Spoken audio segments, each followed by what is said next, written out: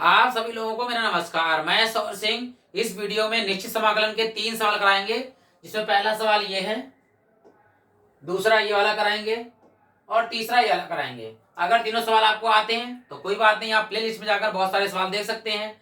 और हम बढ़ाते हैं पहले सवाल से, कॉन्सेप्ट के साथ पढ़ाएंगे। अगर आपको समझ में आए, अच्छा लगे तो आप लाइक कर सकते हैं। कोई कमी दिखे तो कमेंट बॉक्स में कमी ले सकते हैं, ताकि मैं आगे उसे सुधार कर सकूं। बढ़ते हैं पहले सवाल की ओर। देखिए, जो हम कराएंगे कॉसिक एक्स का समाकलन, जिसमें लिमिट दे रखी है हमारी, लोअर लिमिट है π/6 और अपर लिमिट है हमारी π/4। ये निम्न लिमिट π/6 और उच्च लिमिट π/4।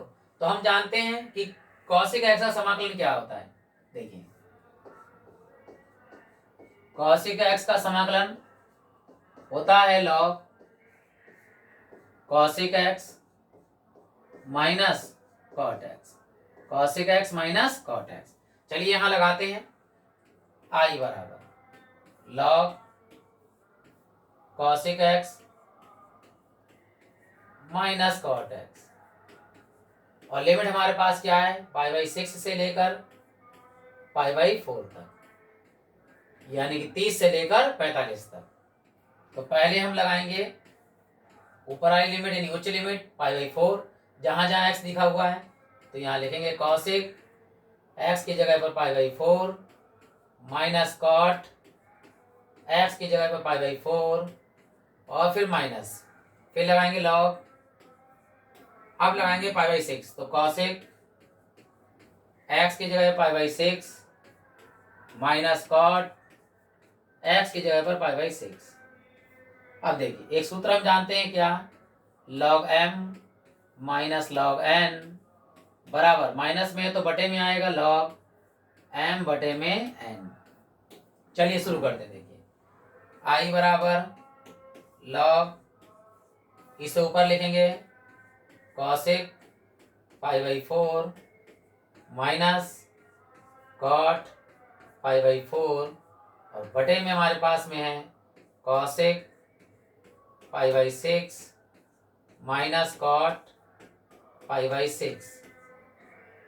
अब लगाएंगे सबके मान। देखिए, हम जानते हैं कॉसिक π/4 यानी कॉसिक 45, कॉसिक 45 का मान होता है √2, और यहाँ है हमारे पास में कॉट π/4 यानी कॉट 45, कॉट 45 का मान होता है 1।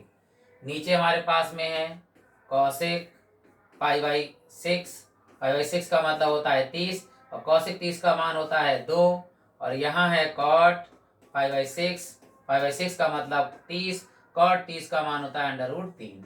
ये चारों मान हम फटाक से यहाँ लगा देंगे और फिर हमारा आंसर आएगा। देखिए, आई बराबर लॉग, ऊपर हमारे पास में है कॉसिक 45, कॉसिक 45 का मान √2 माइनस कॉट 45 का मान 1, यहाँ कॉसिक 30 का मान 2 और माइनस कॉट 30 का मान √3, और ये हमारा इस सवाल का आंसर आ गया।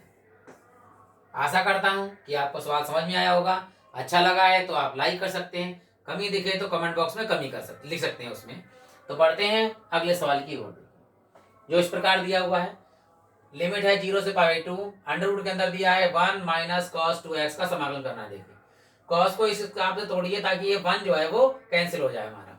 तो यहाँ लिखेंगे, देखिए कि कॉस 2x बराबर 1 माइनस 2 साइन स्क्वायर x, ये लिखेंगे। देखिए, आई बराबर समाकलन है 0 से π/2, अंदर अंडर के 1 माइनस, यहाँ इस cos 2x के लिखेंगे 1 minus 2 sine square x into में dx। आई बराबर 0 से π/2, अंदर अंडर के 1 माइनस, यहाँ 1 और minus minus plus 2 sine square x into dx। यहाँ 1 से 1 घट जाएगा तो ये हट गया हमारा मान। तो 0 से π/2, अंडर के अंदर क्या बना है, बचा है 2 साइन स्क्वायर x इंटू में dx। देखिए, इसके स्क्वायर से का अंडर हट जाएगा, लेकिन अंडर के अंदर 2 रहेगा। इस अंडर के अंदर 2 है, 2 को हम बिल्कुल बाहर ले सकते हैं, तो बाहर ले जाएंगे क्यों, अचर पद है। तो √2 को एक लाइन बाहर कर दीजिए बिल्कुल। अंदर क्या बचा 0 से π/2 और यहाँ साइन स्क्वायर से अंडर बढ़ जाएगा तो साइन एक्स। इंटू में dx। अब साइन एक्स का समाकलन क्या होता है? साइन एक्स का समाकलन होता है माइनस के कॉस एक्स, तो यहाँ लिख देंगे √2 और साइन एक्स का समाकलन माइनस के कॉस एक्स, और लिमिट है हमारे पास 0 से π/2। माइनस बाहर ले जाएंगे, बाद में हम इसकी जगह पर लिमिट लगाएंगे, तो पहले माइनस बाहर लिख लीजिए, तो यहाँ हो गया i बराबर माइनस के √2 और अंदर है हमारे पास में cos x और लिमिट है 0 से π/2।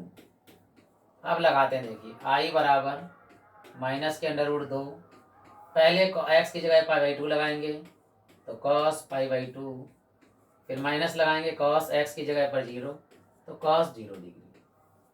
देखिए अब मान लगा देते हैं हम, माइनस के √2, याद रखिएगा कि cos π/2 cos 90 का मान होता है 1, तो 1 लिख दीजिए। ओ सॉरी साइन 90 का मान 1 होता है, लेकिन cos 90 का मान होता है 0, और cos 0 का मान होता है 1। साइन के उल्टा अपोजिट होता है, यहाँ लिख दे रहे हैं हम, देखिए कि cos π/2 यानी cos 90 का मान होता है 0 और cos 0 का मान होता है 1। साइन में उल्टा होता है, साइन 90 का मान 1 और cos वो साइन 0 का मान 0 होता है। अब यहाँ देखिए, यहाँ माइनस है, ये 0 ना घटता है ना जुड़ता है, तो -1 आएगा, यहाँ पर माइनस माइनस प्लस √2 एकम √2, तो इसका आंसर आ गया हमारा √2। तो ये हमारा दूसरा सवाल भी कंप्लीट हो गया। अब बढ़ते हैं तीसरे सवाल, इस वीडियो के लास्ट सवाल पर, जो हमें दे रखा है लिमिट है 0 से π/4 और है sec x इंटू dx का समाकलन करना है। तो sec x का समाकलन क्या होता है? sec x इंटू dx का समाकलन log sec x प्लस में tan x। चलिए लिखते हैं यहाँ पर, देखिए i बराबर, तो यहाँ होगा log sec x plus tan x और लिमिट हमारी है 0 से π/4। तो पहले लगाएंगे हम π/4 उच्च लिमिट, फिर निम्न लिमिट लगाएंगे, तो log sec इस x की जगह पर π/4 प्लस tan इस x की जगह पर π/4, फिर माइनस लगाएंगे, फिर log sec x की जगह पर 0 प्लस tan sec को x की जगह पर 0। माइनस में है तो बटे में आएगा, क्यों? क्योंकि हम सूत्र जानते हैं log m minus log n बराबर log ऊपर आएगा m और नीचे आएगा n।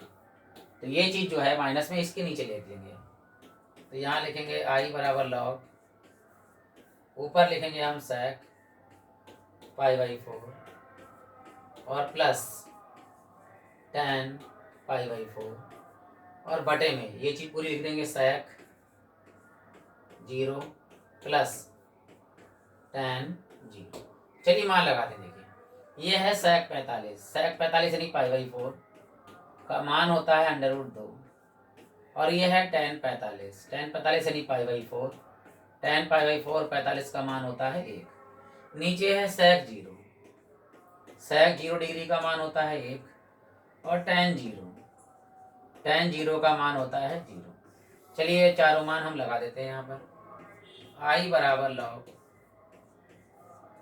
ऊपर मान लगाएंगे sec 45 का मान √2 प्लस tan 45 का मान 1, sec 0 का मान 1, tan 0 का मान 0। 1 में 0 जुड़ेगा तो 1 ही रहेगा और बटे में कुछ नहीं होता, 1 ही रहता है, तो ऊपर वाला हमारा आंसर आ जाएगा क्या कि बराबर log ऊपर है √2 और प्लस 1, बटे वाला 1 अपने आप हट जाएगा, क्योंकि अगर x बटे 1 है तो हम इसको हम केवल x लिख सकते हैं। इसी प्रकार √2 प्लस x बटे 1 है तो √2 प्लस x ही लिख सकते हैं। इसी के साथ ये तीनों